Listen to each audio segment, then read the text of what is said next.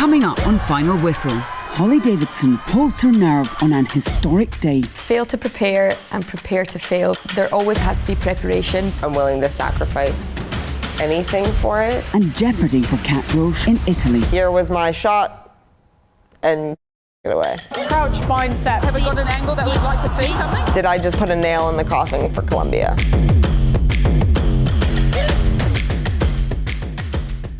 After a successful Six Nations debut last week, Cat is now at the helm for Italy versus England. A place in the World Cup match officials squad is on the line. At that time, it was a lot of living out of a suitcase, a lot of insides of hotel rooms, a lot of planes, a lot of masks, and a lot of COVID tests. The day before Cat's biggest game yet, she must prepare alone as severe flight disruptions mean her assistant referees, including Holly Davidson, are yet to arrive in Italy. What's up? Hello. Come on in. Packing my bag the first time, so I can be paranoid that I forgot everything afterward.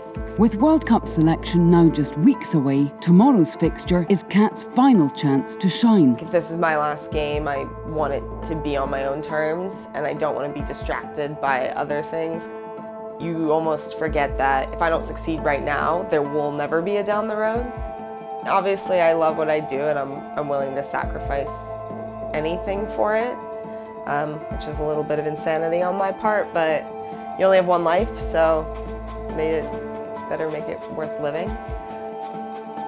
Rest of the day, so we finished packing.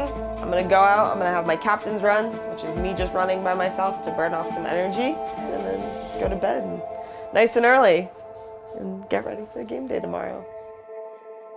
So any performance of this window for the debutants is key for the final decision that we are going to make leading into New Zealand. We have more competitive competition to select the squad because we have a large number of referees able to make that squad. We are seeing more and more female referees stepping into the international competition, and we believe that is the right way to continue. Tomorrow is my last international before they pick the squad for the World Cup. There is a certain bit of pressure around that. I just have to referee the game tomorrow.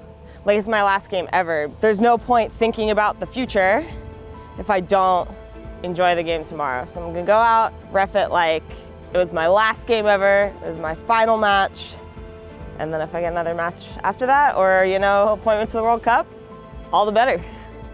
But then news breaks that could have crushing implications for Cat's Six Nations campaign and World Cup hopes. My team came in, we were super excited for it. We had dinner, and then I got a call at midnight, and I was asleep. And so I woke up, and they were like, you need to check your email.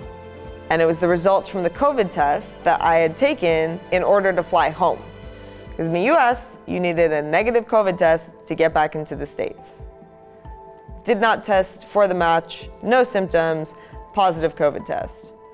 So midnight, I'm like, what can I do right now? My name is Holly Davidson. I'm a referee with Scottish Rugby, and I started my refereeing journey about 6 years ago after being a player. On game day, I like to keep it quite chilled, so I was having a bit of a lie-in and wake up, see a text on my phone from Kat to the group telling us that she tested positive. And automatically, your first thought is to ensure that she's okay. And then I quickly had to change my mindset from being an AR to saying, right, I'm now in the middle, and my focus areas and my mindset had to switch to being referee on that day. Over the course of her career, Holly has proven she is one of the best referees in the game. But today is all about showing she can perform under pressure. Her first job as stand-in referee is to prepare the team. I suppose my philosophy is always keep it nice and simple. At line out, once the ball comes in, you just referee the front and I referee the back. Any questions with that?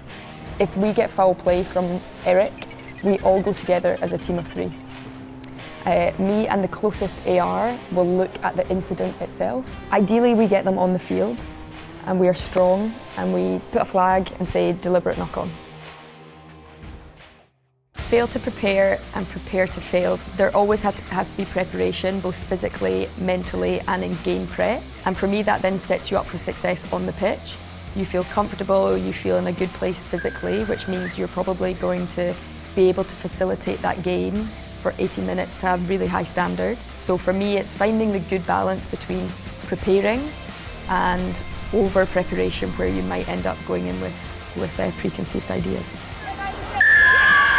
One slip bind and down.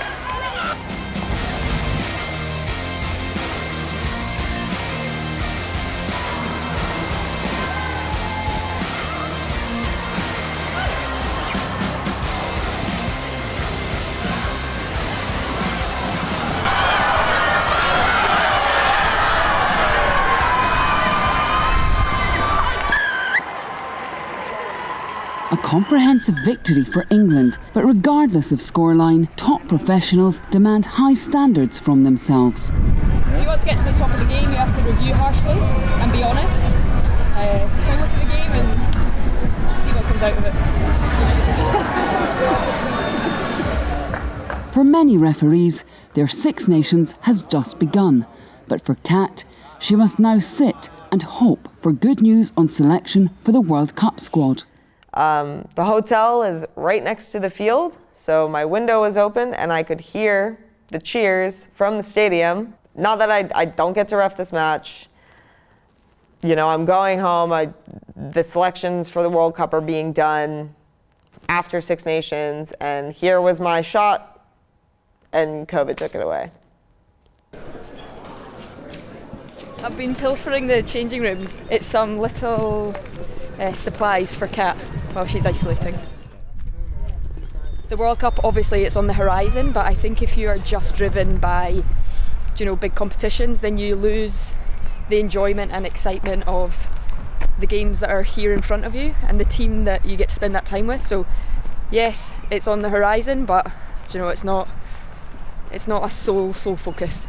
Up next for Holly is a first in the world of rugby refereeing, and with it, unique pressures of its own. So yes, I refereed Portugal-Italy, which was the first time that a female had been appointed to referee a Tier 1 nation. Not only was it fantastic for me being able to be in the middle, but to have a full team of female officials was just something that had never happened before and had never been seen. And for me, it's the latter part, being seen as the big thing, that we're there on merit and people see it as an opportunity to get involved and progress even further than we have.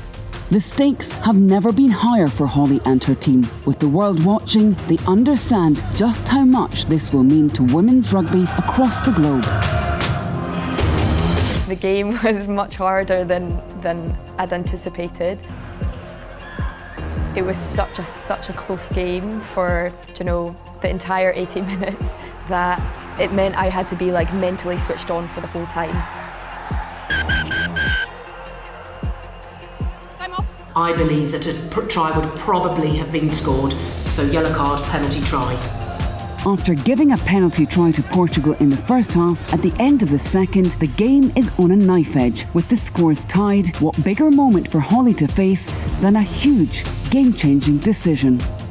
So it's 78 minutes in the game. Italy line out maul, moving at speed towards the try line. And Portugal collapse. Collapse! And I initially just stick my hand out for advantage. In previous games throughout my season, there's been penalty try moments where I haven't given a penalty try. I think a strong referee is someone who is able to referee the big moments of the game. In my head, something triggers and says, you need to go. And at that point, I just go straight under the sticks. And it is a big decision, it's a tight game. I think we need to referee for the whole 80 minutes and we still need to be strong in our decision making. So, but as scary as it was the right outcome and happy with it.